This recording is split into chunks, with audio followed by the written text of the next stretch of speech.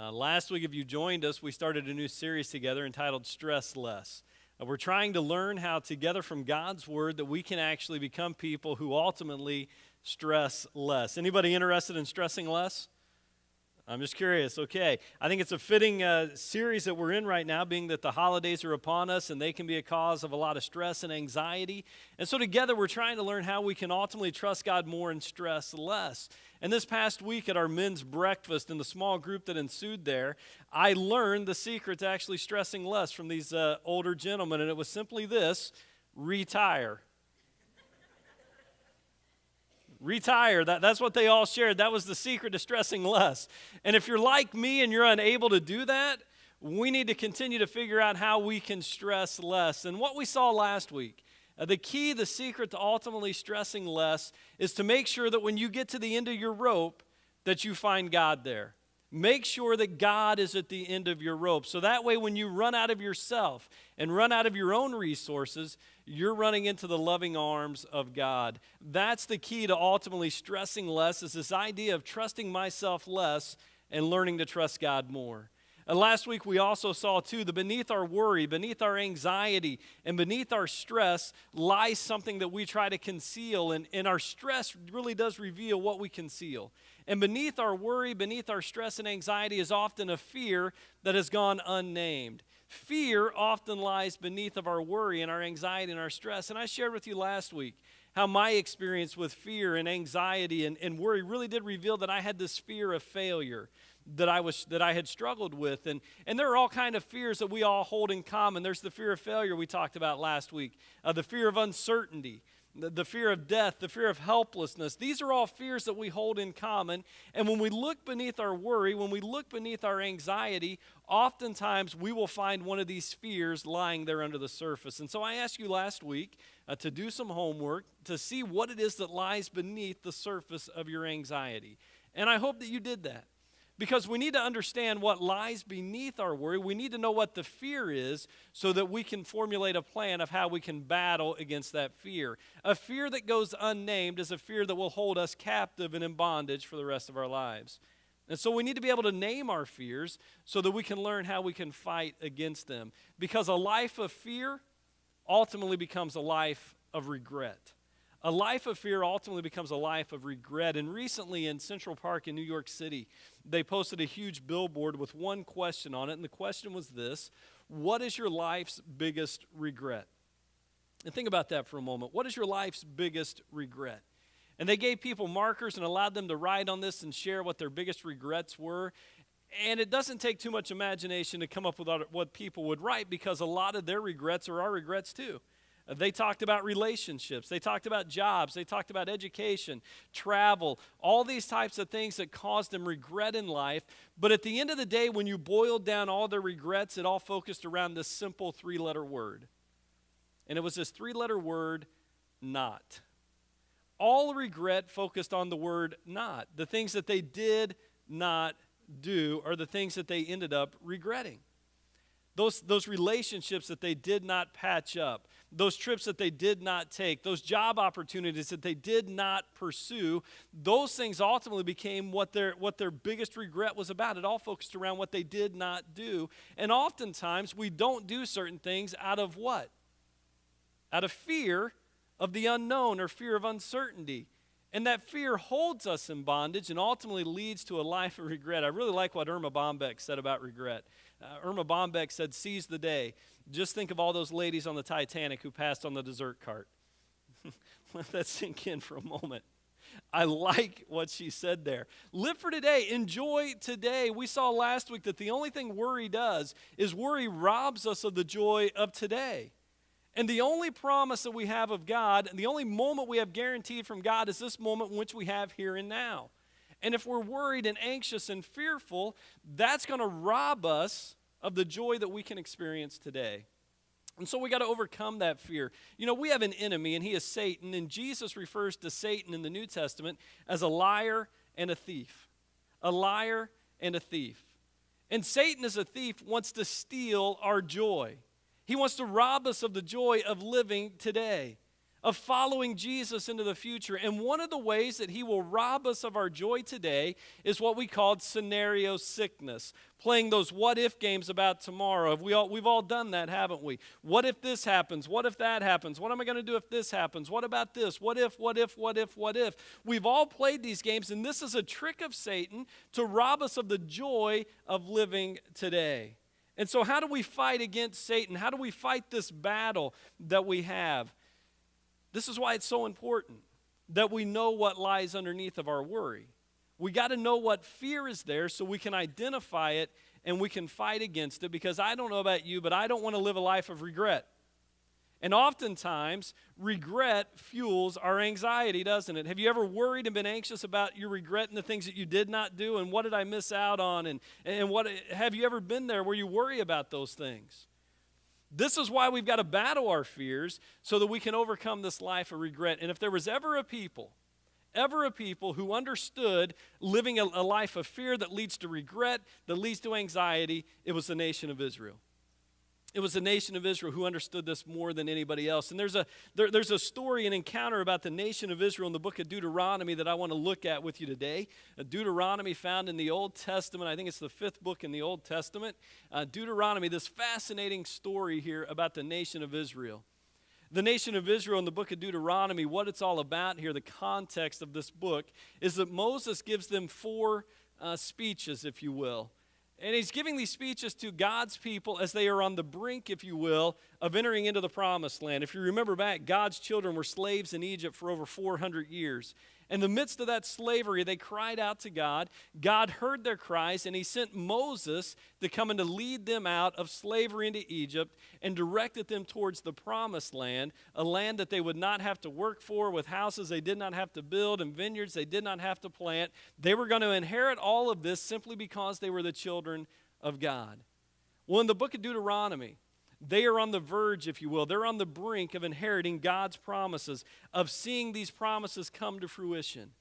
And so Moses takes an opportunity here with them in Deuteronomy, and he gives them 4 speeches, if you will, that really what it does is it recounts their history. He wants them to understand where they've been so that way they'll know where they're going. And so he recounts their history, and the first speech that he gives answers a question to the generation who is ready to go into the promised land of why did we have to spend 40 years wandering in the wilderness. You see, from the time they left Egypt to the time they finally inherited the promised land, we have this 40-year period where God's children are aimlessly wandering about in the wilderness. You ever been lost before? All right, yeah. They were aimlessly wandering about in the wilderness. And so Moses is going to recount for them why they were wandering around and answer the question as to why that generation was forced to wander aimlessly and not get to see and taste the promises of God.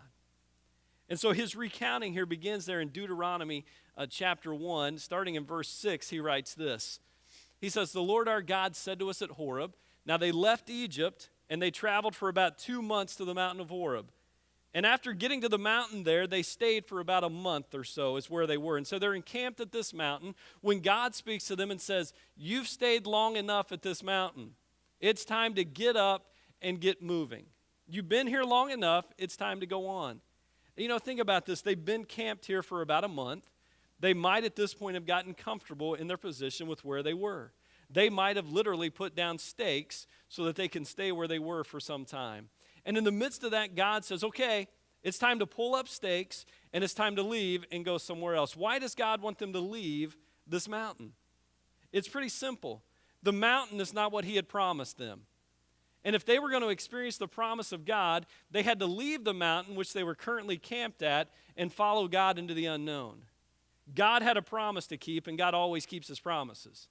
And so they needed to leave where they were so they could experience the promises of God. And so they travel for about 2 weeks, and they get to the border of the promised land. And this is where things get interesting.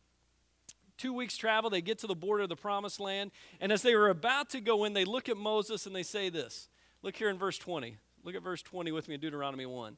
Okay, Moses says, "You've reached the place we're going. The Lord your God," catch this there in verse 21, "the Lord your God has given you this land.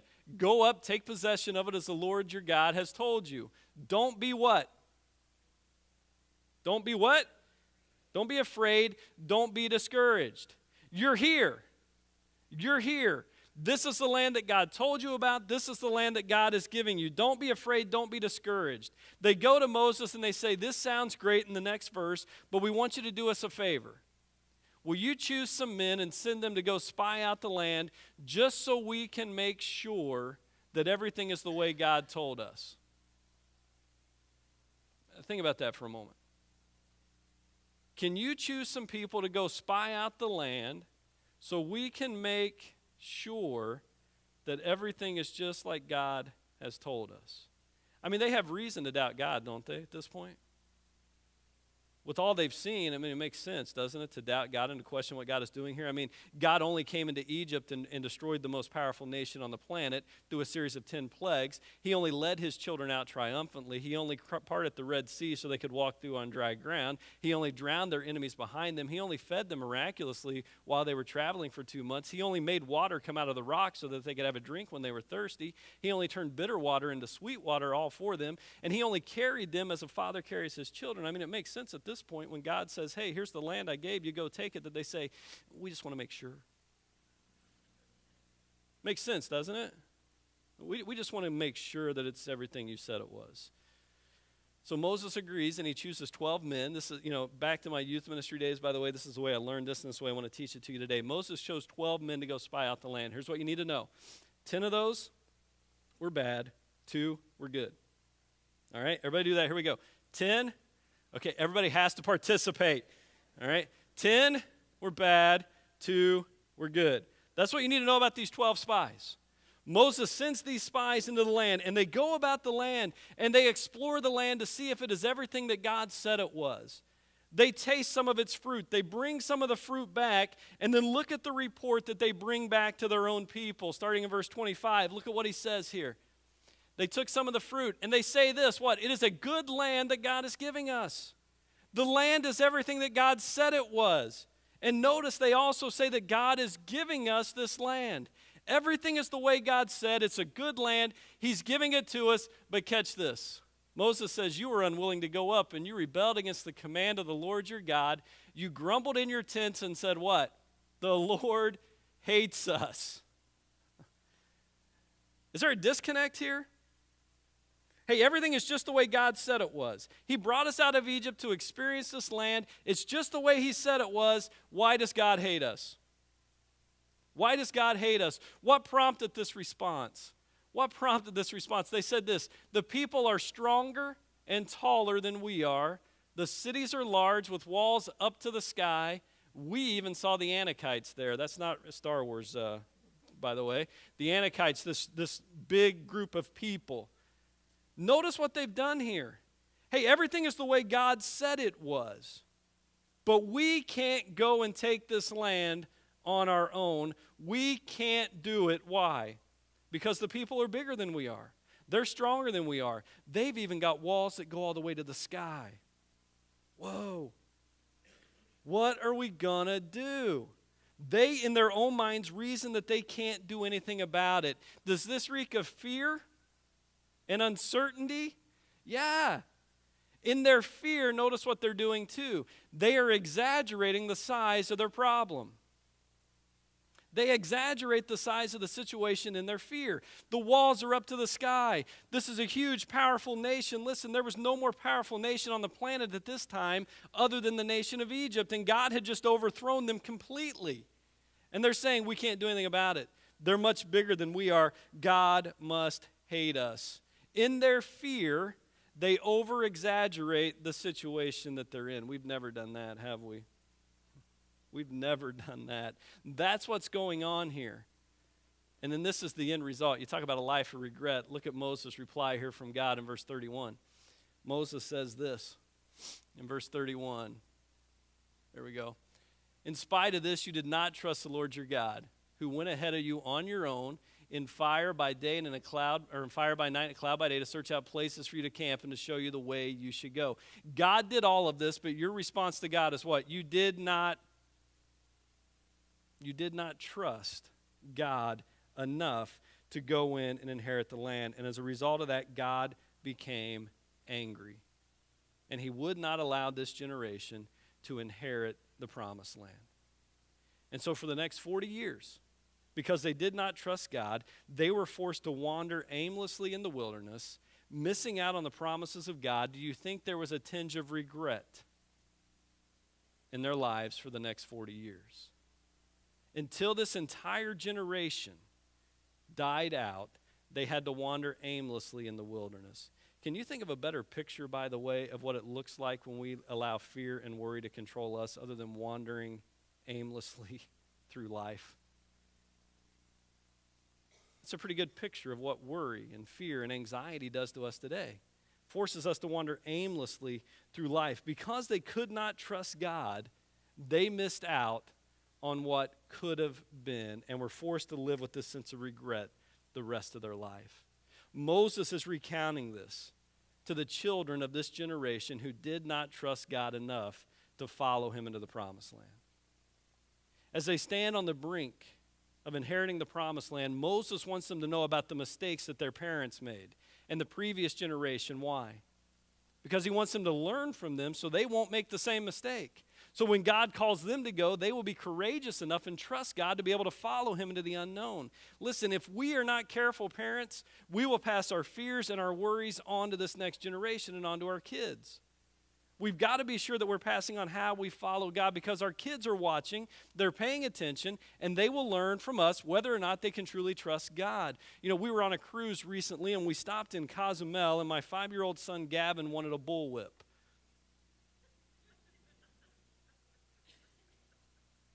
Seemed appropriate. So I found him a bullwhip.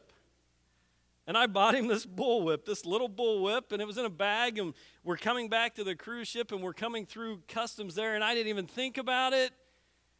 And the agent there gets this puzzled look on his face, and he pulls this thing out of the bag and holds it in front of me like, "What is this?" And I said, "It's a bullwhip." I never in a million years thought they would want to confiscate that thing as a weapon. And the guy next to me whispers, "Just tell him it's for personal use." I wasn't thinking, and I said that. I said it's for personal use, and now I understand why the guard looked at me in the way he did. What are you going to do? I took the whip, we got through, and we quickly made our way to the cabin, and I put that whip in the suitcase. And for the next 2 days, my kids were terrified and worried that someone was going to come and take that whip. All because of my panicking and my worry and my fear at customs, they were afraid someone was going to take it. We got to the airport to fly back. We're getting ready to walk through security, and Gavin, my 5-year-old, says, "Hey, Dad, what'd you do with my bullwhip?" Just guess who got pulled aside for extra screening on that day. This guy right here. All because in my fear and worry, it translated to my son. Moses is reminding this generation of the mistakes of their parents because he doesn't want them to make the same mistakes. And if we're not careful, Mom and Dad, we can pass on a fear and a mistrust of God to this next generation. We got to be sure that we're teaching our kids that, yes, they can take God at his word. Yes, they can trust the promises of God, and they can follow him even when it doesn't make sense, even into the unknown. That's the message we got to be sending to this next generation. And the names and the dates might have changed in the situation, but isn't the situation of those Israelites there on the brink of the promised land, isn't that our situation as well? We have promises from God too, don't we?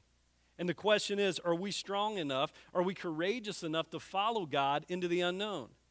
Do we trust God enough with our anxiety, with our worry, and with our fears to follow him into the unknown so that we can experience the promises that he has for us?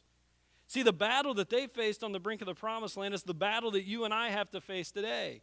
And if we're going to become people who stress less, we have got to get to the point to where we trust ourselves less and we trust God more. That's where we've got to get to. Their battle is still our battle. Here's what they needed to know in their battle. God had a battle plan for them. And when you look at every battle that God's children fought in the Old Testament, you will see that it all follows the same battle plan. It's a simple 4-step plan that I want to show you today that comes right from the pages of the Old Testament. Here's step 1. God leads his children to the battle. Now think about this. God always led his children in the Old Testament to the point of the battle. He wanted them to engage in certain battles. Why? He always had a purpose for them to engage in battle, and ultimately the purpose was when they came out on the other side of this battle or this situation, they would look back and realize that they had trusted God and that they could continue to trust God. God always led his children to the battle. Step 2 that we see there is what? God reassured his children with his presence. God promised his children before every battle, during every battle, and after every battle that he was always going to be with them.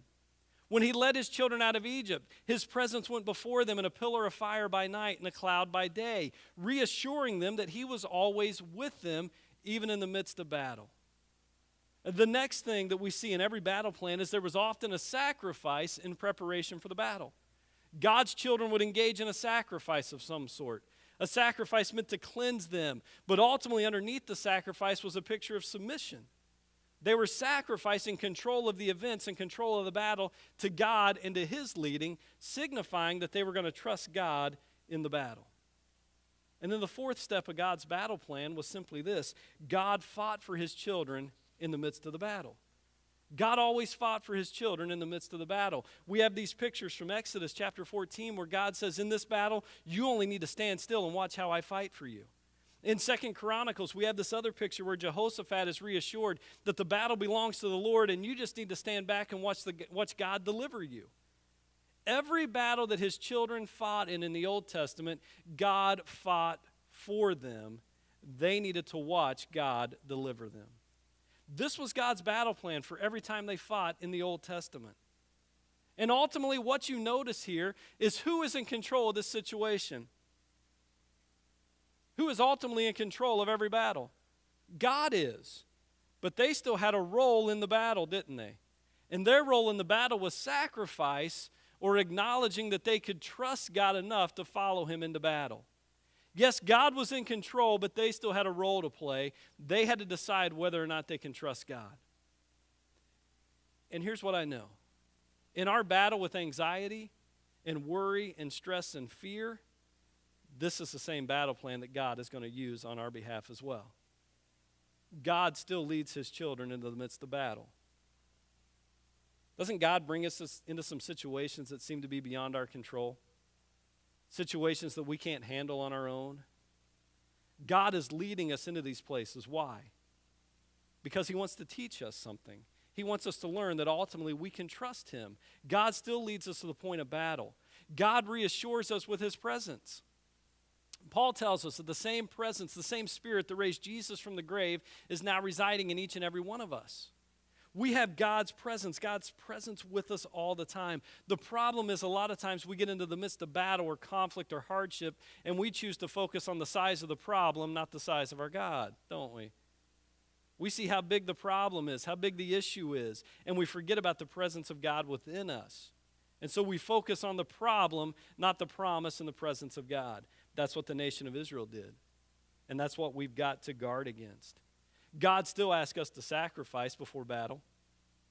We may not have to sacrifice to cleanse ourselves, but oftentimes we need to sacrifice our pride so that we can give up control of our life to God and we can trust him. Is pride a struggle for anybody else? You're just too proud to admit it, aren't you? It's okay. Oftentimes in the midst of battle, we have to sacrifice our pride so that we can say, yes, God, I trust you, and I will follow you, and I will go with you into this battle. But ultimately, the good news of any battle that God leads us into is this last truth. God fights for us. Isn't that the gospel?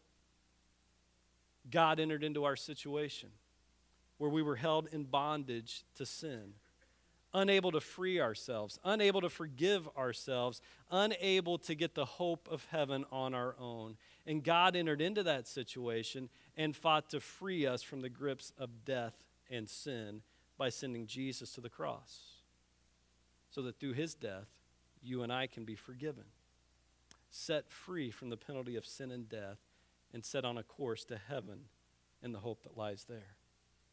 God always fights for his children, and he's still fighting for you today in whatever battle you may find yourself in. God may be in control, but we still have a role to play in this, and it's simply this: do we trust God enough to follow him into the midst of the battle? Don't make the assumption that when things appear to be out of your hands, that they're out of God's hands. Because even though things may be out of our hands, nothing is ever out of God's hand. Nothing is ever out of God's control.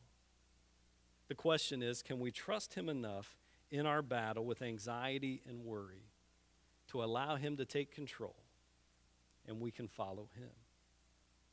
If we don't, we, like the Israelites, will be forced to wander around aimlessly, held prisoner to our fears, to our anxieties, and to our worries. And here's what I know. That's not the life that God intends for you and I to live as his children. The question is this: is your pride keeping you from surrendering your life to God's control? And in your pride, are you still trying to hold on to control and trying to do this on your own? I said last week that all of life is meant to be more than we can handle. All of life is more than we can handle because it's meant to send us running into the arms of God, where we find that he is in control and he will provide for us. The question is, are you trusting him enough today to allow him to fight for you, or are you like those Israelites, still tethered to the mountain of fear and worry and anxiety? You know what? It's time today to leave that mountain, isn't it? Leave that mountain behind and follow God into the promised land so you can experience the life that he has for you. I got some homework for you this week. And in our battle to become stressed less, what I want you to do is I want you to commit this 4-step battle plan to memory. Can you do that? It's pretty simple. God leads, his presence is with us, we sacrifice, he fights for us. Take a picture of that, write it down if you need to. Commit that to memory. Go back to that often when you find yourself in the moments of uncertainty and fear and worry and anxiety. And then I want you to come back next week because we're going to see how we can we can battle and fight for our minds. And we're going to discover a key to making sure that we can learn to trust God more, trust ourselves less, so that ultimately we can become what? Stress less. That's what we want. Will you pray with me this morning? Father, thank you. Thank you for the promises of your word and how you fight for us as your children, Lord. Lord, help us more and more each and every day to surrender control of our lives to you, knowing that we can trust you in the midst of this battle and for fear and uncertainty and anxiety. Lord, help us to leave those things in your control and to follow you wherever you're leading us. Lord, we thank you for the gift of your Son and for our salvation being secure in him and the hope of heaven that we have. And it's in the name of Jesus we pray. Amen.